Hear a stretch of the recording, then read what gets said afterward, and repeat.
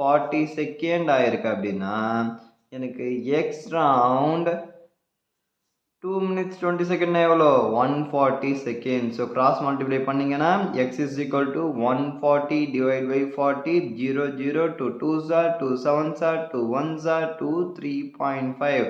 அப்போ that is equal to 3.5 rounds. ஓகேவா? இப்போ நமக்கு என்ன கேட்குறாங்க, the distance covered by in 2 minutes 20 second கேட்குறாங்க.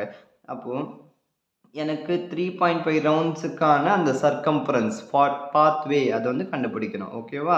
அப்போ எனக்கு what is the circumference formula?